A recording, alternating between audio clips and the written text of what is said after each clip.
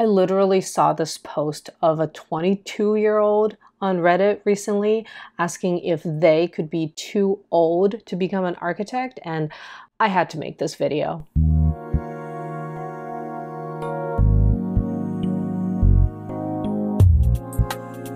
Hey friends, some longtime viewers may have noticed I haven't uploaded a video in 2 years. The short version of the long story is that I've been working full-time while going to grad school, while taking exams to become a licensed architect, while adjusting to living in a new country. But now you're looking at a Master of Architecture graduate, a licensed architect, and someone slowly turning into a Bostonian. I accidentally said, "Hey buddy, use your blinker" the other day. I went back to school at 32, which is not exactly ancient for grad school, but old enough to prompt several people to ask, why would you ever want to do that? I had my doubts about it, of course. What if I didn't have the same energy? What if I forgot how to study? Was I going to be the old lady in a room full of 20-somethings? Fast forward 3 years, I have unironically come to the conclusion that it was a great idea. In fact, I now think everyone should wait until they're older to study architecture. Personally, I think it's wild. We expect 16 and 17-year-olds to figure out what they want to do with their lives. Sure, some kids figure out their passion from a young age, but most people need to get out into the world first and try out a bunch of things before they know what's really suitable for them. People choose architecture for a variety of reasons. Maybe they've admired beautiful buildings from a young age. Maybe their guidance counselor recommended it. Maybe they had a family member who was an architect. Maybe they saw a YouTuber talk about it. However, a recent study by RAND of the U.S. architecture profession found major gaps between architecture education and practice, and significant barriers for entering and staying in the profession. About 37% of students felt their curriculum was poorly or very poorly aligned with the industry, and according to NCARB, roughly 40% of architecture licensure candidates stopped pursuing it within 10 years. Obviously, there's a multitude of reasons for these problems and different ways to address them, but some key recommendations from the RAND report include integration of more field-based learning, alternative tracks for those unsure about licensure, and stronger integration of broader societal issues in both academia and practice. These findings could prompt the industry to reform, but that takes time. Maybe you're 17 right now and you gotta pick something to study. So you think, wow, that Boston City Hall sure is ugly. I could do way better than that.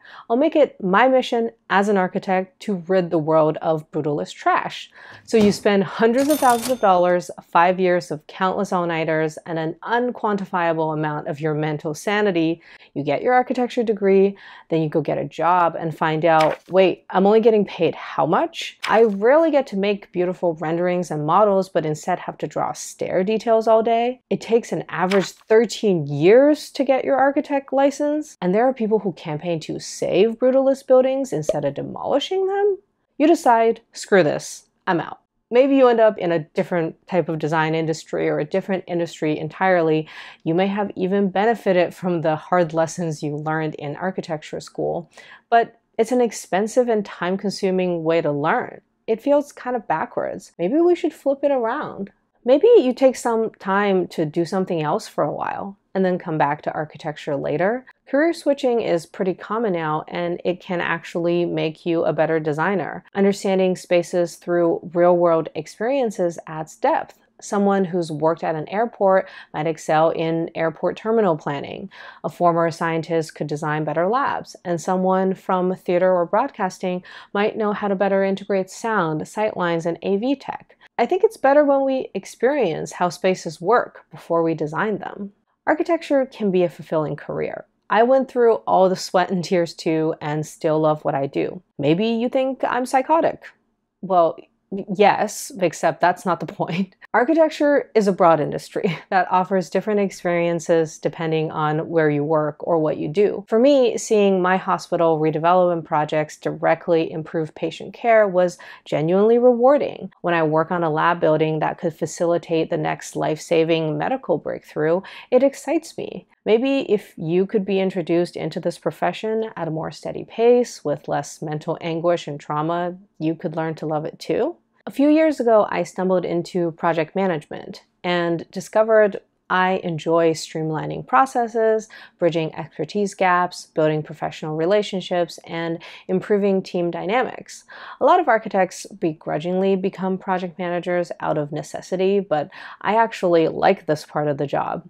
However, I didn't just graduate from high school knowing I wanted to be an architecture project manager. I wouldn't have understood what a project manager did even if someone explained it to me. I first had to experience the process, see what it's like to be in a team, what types of relationships need improving, before I can even attempt to manage this stuff. You know, the other day I was agonizing over my back pain. I was like, oh, I wish I wasn't so old. I'm going somewhere with this. But then I thought about it again. I really don't wish that. Being older is pretty awesome, despite the body aches. I'm more organized, confident, and level-headed. I'm better at taking care of myself, problem solving, communicating, and have more of my shit together. I know aging doesn't guarantee personal growth, but if you give yourself permission to make mistakes, fail, and get back up, time is the only way to let yourself grow.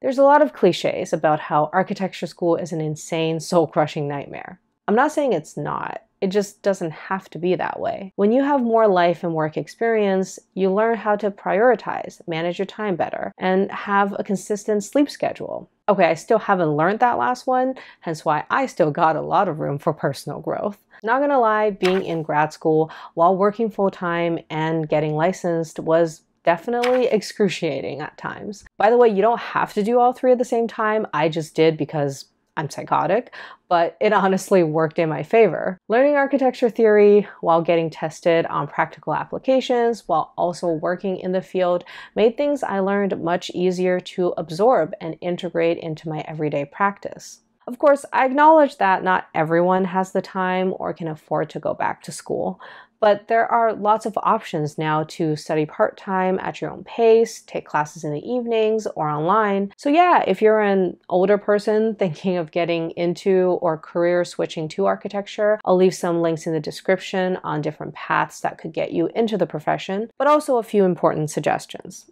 Talk to some architects first. Think about what skills or experiences could make you a great architect. Research the typical architect salary in your area and make sure you're comfortable with it. Find programs that offer evening or flexible schedules, and find out if it's beneficial for you to enroll in a NAB accredited program.